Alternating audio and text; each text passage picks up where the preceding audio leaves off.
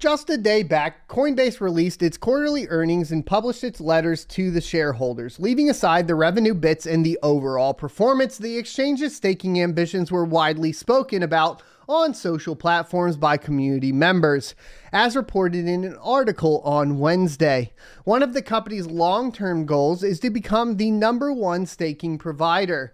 The company, in its quarterly Form 10-Q filing, revealed that it's under the SEC scrutiny for its staking programs. Staking as such fetches holders passive income for possessing cryptos. Staking platforms on their part deploy the staked crypto to help verify transactions and boost blockchain security. Per the filing on Coinbase, quote, has received investigative subpoenas and requests from the SEC for documents and information about certain customer programs, operations, and existing and intended future products. The company clarified that the requests were associated to its staking programs, asset listing process, classification of assets, and stablecoin products. In the letter to the shareholders, Coinbase had shed light on the SEC's ongoing inquiry on its listings and listing process. It, however, doesn't know yet if the same will turn into a formal investigation. Alongside, it had also briefly mentioned how the regulatory body had charged 3 individuals with securities fraud related to crypto asset trading. Notably, 7 assets were listed on Coinbase's platform.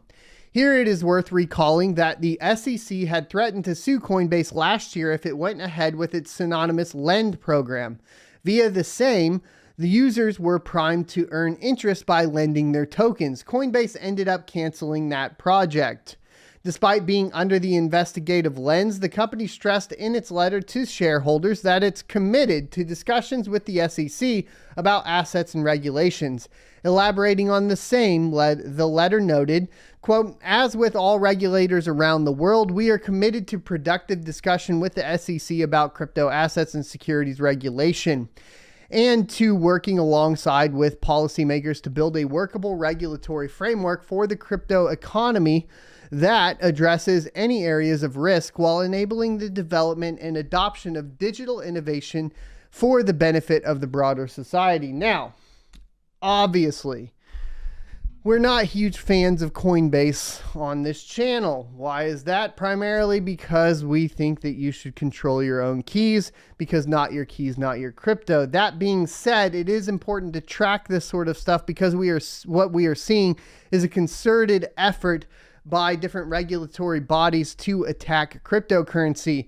And this week is no different. Even though we have a pump in the price of cryptocurrency, we have seen multiple attacks come out from Kazakhstan, basically arresting miners and accusing them of being in gangs for the possession of, across all of the miners, one single AK-47, which frankly makes no sense.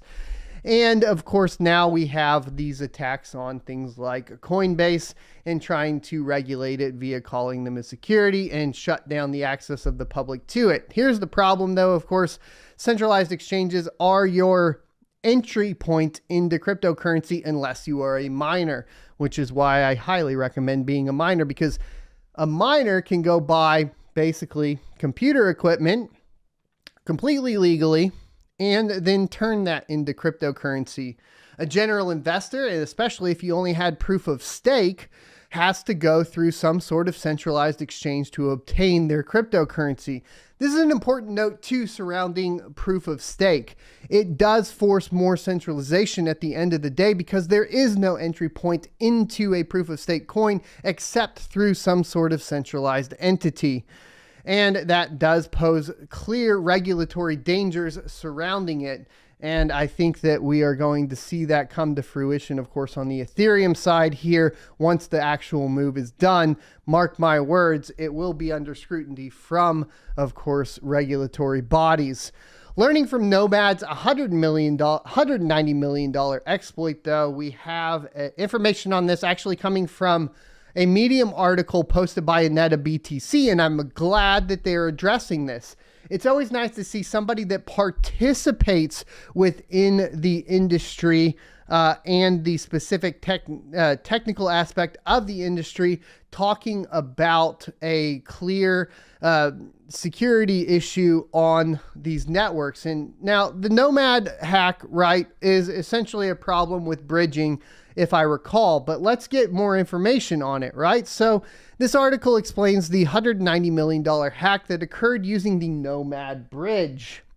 We will explore why this event occurred and the information and the exploit can provide us for securing future wrapped assets. This is important because, of course, Aneta is trying to wrap Bitcoin on Cardano and, of course, Ergo. So I want to see what they think about it and how they're going to approach it, because that gives us insight as to whether this would be, a good project or not. It is already a good sign that they are addressing it and paying attention to the entire ecosystem. A number of bridge hacks have occurred this year, but the Nomad exploit of August 1st, 2022 is notable for the low technical sophistication required by the hackers and for its impact on the Cardano system. Nomad is a cross-chain bridge, allowing the transfer of assets between Ethereum and chains such as Avalanche, Moonbeam, and Milkomeda, something like that, a Cardano sidechain compatible with the Ethereum network. The integration with Milkomeda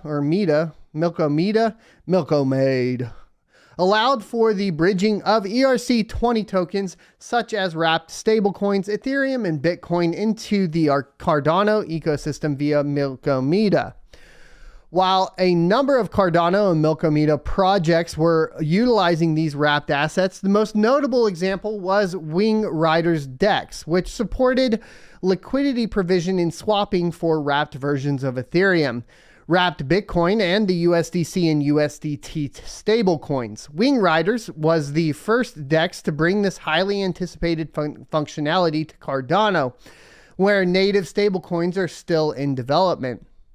Cross-chain bridges are highly desirable as they allow for transfer of assets out of one ecosystem to participate in the protocols of others. And their role in the future of DeFi seems inevitable. As bridges become more popular, they have proven to be the target for hackers seeking the large amounts of collateral held in the smart contracts. The bug exploited on the Nomad bridge allowed for the bypass of the mechanism that verified the validity of transactions.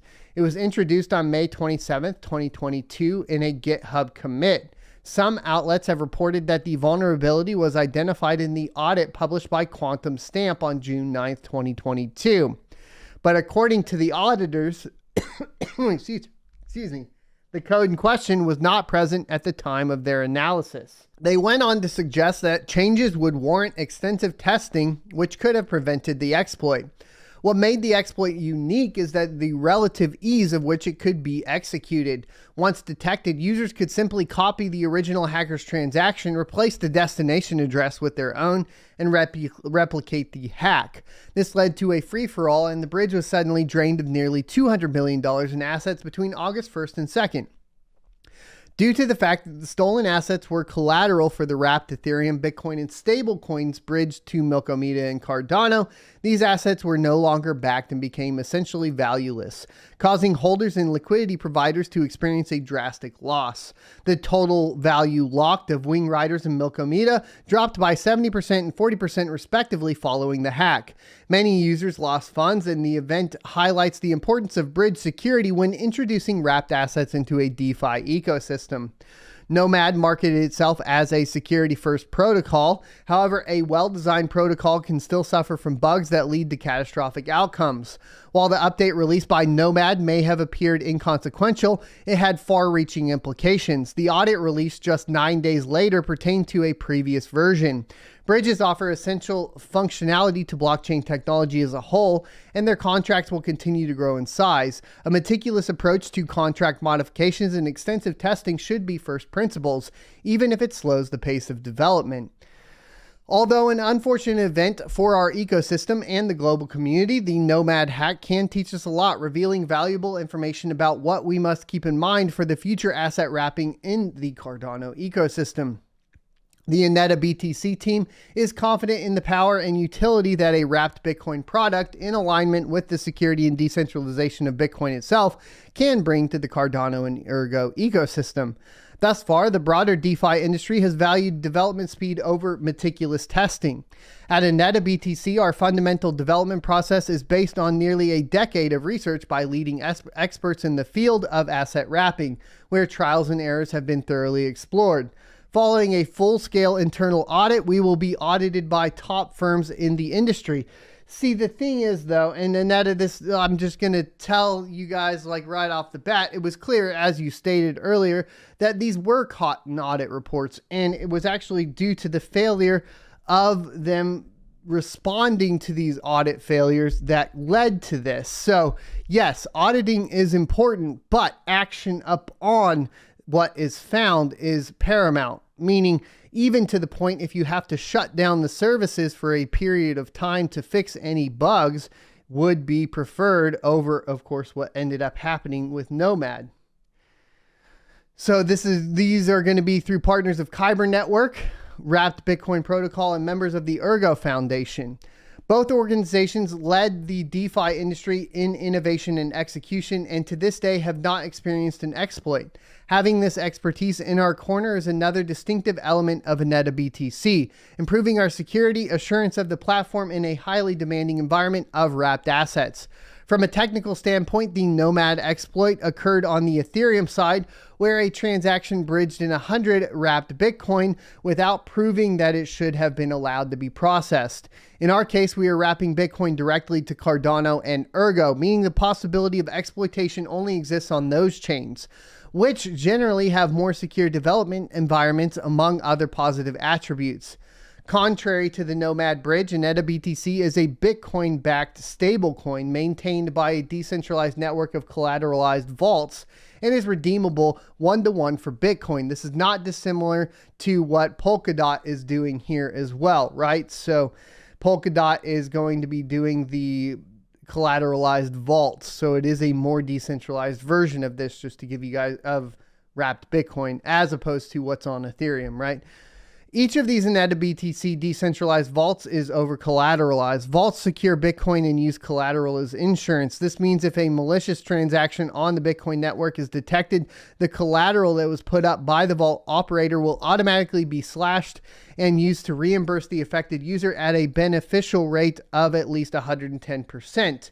Another measure set in place in the utilization of Neta Liquidity Fund for protocol testing purposes. The fund currently holds over 2 Bitcoin that will be used to display the security of the protocol over multiple dynamic testing periods. A crucial reason why Bitcoin is able to retain its trustworthiness is that it has yet to be exploited in 13 plus years. With the Neta Liquidity Fund, anetaBTC will be able to utilize its own assets to demonstrate protocol performance to our global audience. If you guys want to check out more about anetaBTC, you can check out the description for links over there. Thanks for checking out this clip from the Crypto Mining Show. You can check out the full episode here or more crypto content down here. Also, I'd like you to check out my locals page at sonofatech.locals.com, where you can become a member for free or choose to be a $5 a month supporter that unlocks additional content.